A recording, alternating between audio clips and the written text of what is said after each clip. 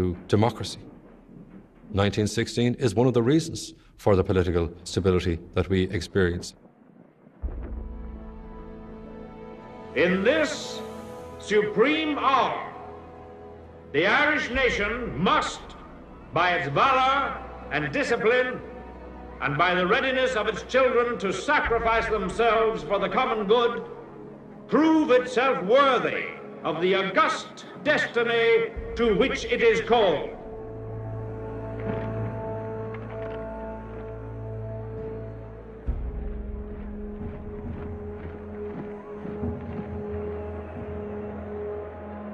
In 1966, on the 50th anniversary of the Easter Rising, Ireland's historic legacy of violent rebellion, a legacy the Irish state had seemed to have safely embalmed, begins to stir again in the public consciousness. In 1966, we were celebrating a certain mythology of the Rising. It commemorated 1916 partly by belittling all other traditions in Ireland. 1916, the tradition of revolt, was the pure mainstream of Irish nationalism, and all other streams were to some extent polluted. Nadini Ahanigamat and Shah, Lord Casca, their Kugna, Egar Winted Gujo, as a Nanaka Istara Diri. The fools, the fools, the fools, they have left us our Fenian dead. And while Ireland holds these graves, Ireland unfree shall never be at peace. It's a sort of a protest against, I suppose, English domination. This is what Pearse was trying to get across.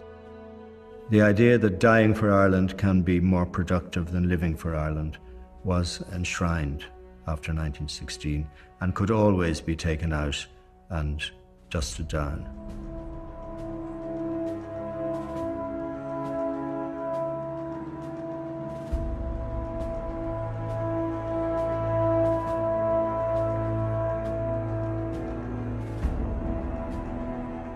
In Northern Ireland in the late 1960s, still part of the United Kingdom, most of the Catholic minority lives as virtually second-class citizens in a society dominated by Protestant Unionists.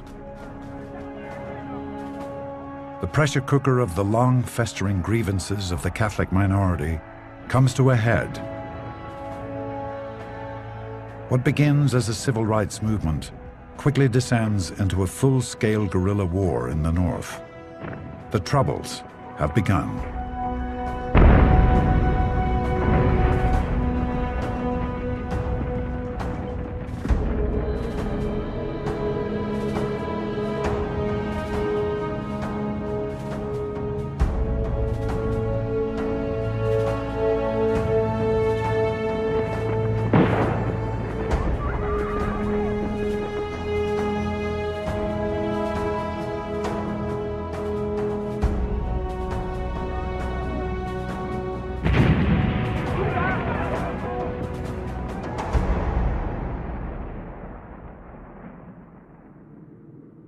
The reality was that the legacy of 1916 got caught up with the Northern Troubles from late 1960s on for 30 years.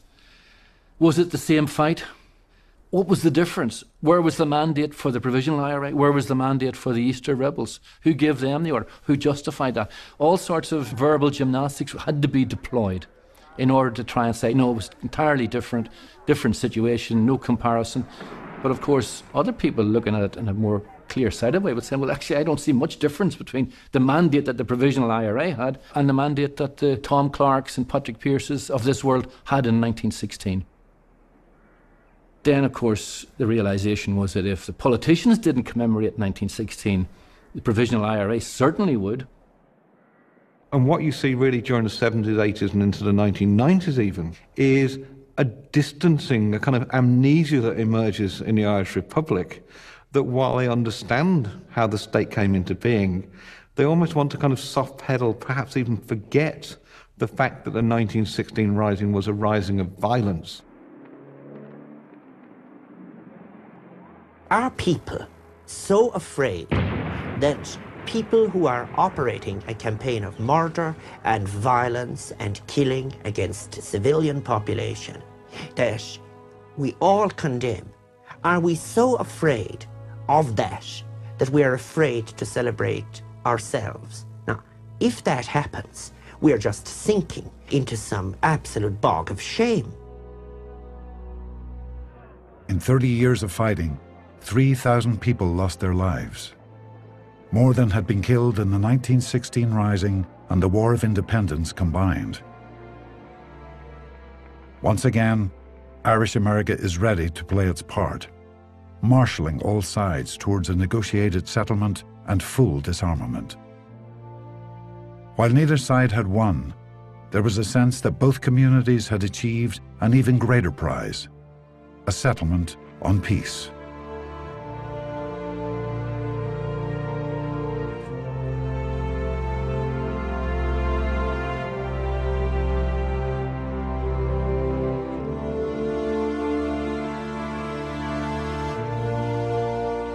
Irish men and Irish women, we declare the right of the people of Ireland to the ownership of Ireland.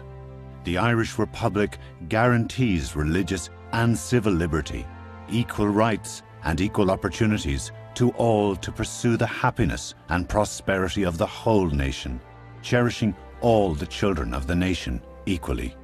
I think when you're looking at the legacy of 1916, you can find the legacy that you want. You can find the 1916 legacy that you desire, depending on your priorities, your preferences, your prejudices. There are a whole variety of 1916 legacies. The proclamation, it lives. From minds alight with Ireland's vivid intellect it sprang. Such documents do not die. You'll always get the proclamation being used as a document both to highlight the idealism and the motivations of that early 20th century generation of Republicans, but also a sense of mission unfulfilled. I think 1916 crops up every so often as a reminder of untapped potential that still is there if we can only connect up with it. I remember meeting when I was quite young an old rebel from the Rising who said that he himself was in fact a chemist by training, and that his idea of the Rising was that it would put an end to the reign of the fairies in Ireland, that he saw the Rising in super-rational terms as just a different form of modernity that would be introduced by the rebels and would not be dependent on empire, but would be a self-authenticating people who would have their own science. When men must beg for leave to subsist in their own land, to think their own thoughts, to garner the fruits of their labours, and even while they beg, to see things inexorably withdrawn from them, then surely it is a braver, saner, truer thing to be a rebel. Some people look at it as the great moment of change in Irish 20th century history. Some people look at it as a piece of organised theatre that Pearse in particular scripted. Some people, including myself, look at it as the tragic loss of James Connolly, whose survival might have made a big difference to both working people and women. I personally thank God that I have lived to see the day when thousands of Irish men and boys and hundreds of Irish women and girls were ready to affirm that truth and to attest it with their lives if need be. Somebody rang me once and asked me when was our Independence Day, and I paused for a moment and said it must be Easter Monday, because Easter Monday is when we proclaimed the Republic. Once you get beyond that, you get into the divisions of the treaty and the Civil War. So it does become the foundation moment for the state. We have done right. People will say hard things of us now, but later on, they will praise us. Do not grieve for all this. Think of it as a sacrifice, which God asked of me and of you. History, as the teacher reminds the narrator in Julian Barnes' novel The Sense of an Ending, is more than the lies of the victors. It is also the self-delusions of the defeated. Well, there's a certain sense in which those who refuse to recognize the reality of what happened in 1916 are suffering from that kind of self-delusion, and they can't come to terms with the reality of what it achieved. because they find it so difficult to come to terms with what is the brutal reality, that violence can work.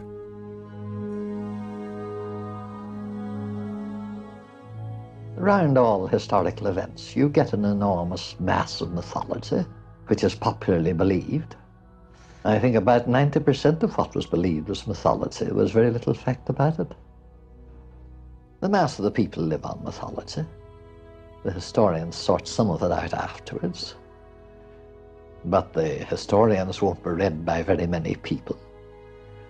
And the myths will go on continuing to coexist side by side with the history.